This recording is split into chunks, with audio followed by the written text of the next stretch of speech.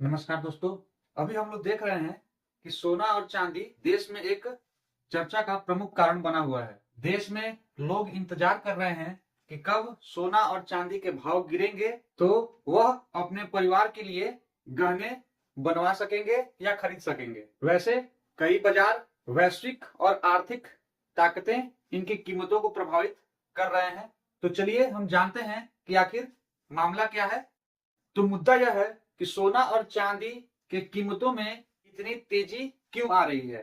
तो यह जान लीजिए कि जब वैश्विक अर्थव्यवस्था में अस्थिरता होती है, जैसे युद्ध टकराव, ट्रेड युद्ध, कर्ज वृद्धि या राजनीतिक अनिश्चितता, तब तब निवेशक अपने पैसे को सुरक्षित रखने के लिए सोना और चांदी जैसे सेफ हेवन संपत्तियों की ओर भागते हैं। यह एक पुराना ट्रेंड है कि जब शेयर बाजार और सरकारी नीतियां अनिश्चित होती हैं तो लोग इन धातुओं में अपने निवेश को बढ़ाने लगते हैं। जैसे कि अभी हम लोग देख रहे हैं कि ट्रंप के आने के बाद दुनिया में ट्रेड टैरिफ और राजनीतिक अनिश्चितता काफी ज्यादा बढ़ गई है। इसके अलावा सोना और चांदी की कीमतें अक्सर यूएस डॉलर के विपरीत चलती हैं। जब डॉलर कमजोर होता है तो सोना और चांदी अन्य मुद्राओं सस्ती मिलती हैं। साथ ही अगर बाजार को लगता है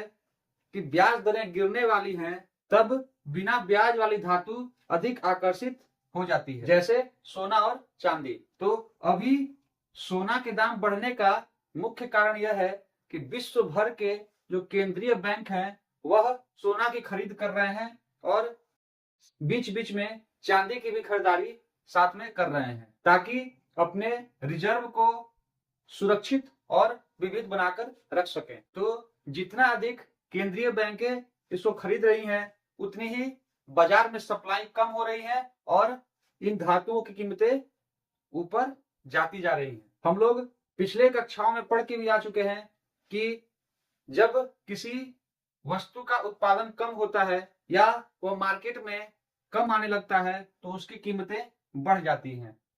ठीक उसी प्रकार अभी सोना और चांदी की कीमतों में इसलिए उछाल देखा जा रहा है। इसी के संबंध में आज एक आंकड़ा मेरे सामने भी आया था, जिसमें यह दिखाया जा रहा था कि अमेरिका का जो गोल्ड रिजर्व है वह लगभग 8100 टन के करीब है। चाइना का जो गोल्ड रिजर्व है वह 2300 टन के करीब है और भारत का जो गोल्ड रिजर्व है वह लगभग 800 टन के करीब है।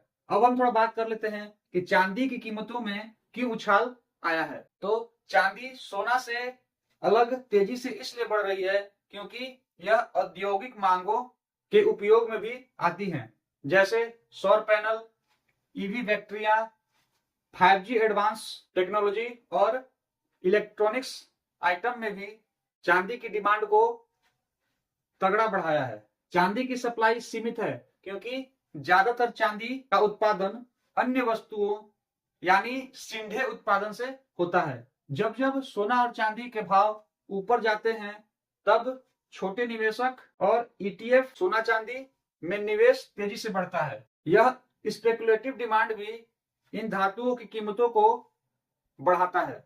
अगर हम अपने देश को देखें तो हमारा देश लगभग 100% चांदी और सोना का आयात करता है।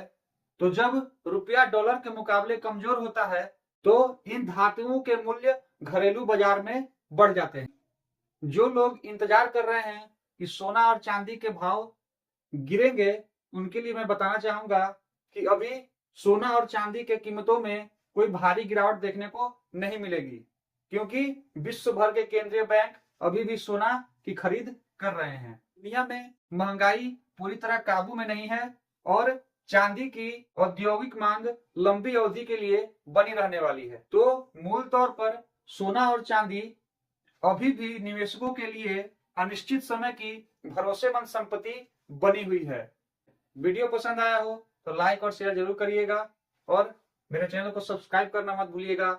मिलते हैं ऐसी ही जानकारी के साथ आपसे अगले वीडियो में। तब तक के लिए धन्यवाद दोस्तों।